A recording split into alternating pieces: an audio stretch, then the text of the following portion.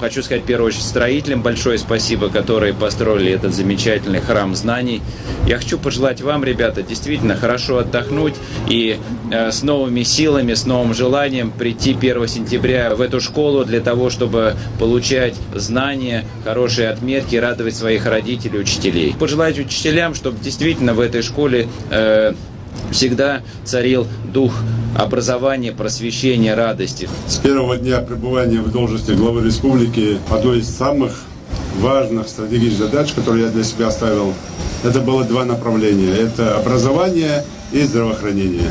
Вот то, что мы сделали за последние буквально 4 года, такой серьезный прорыв в ликвидации трехсменки и двухсменки, и ликвидации очередей, дошкольных учреждения.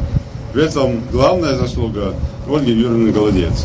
Она лично, как вице-премьер, курирует это направление.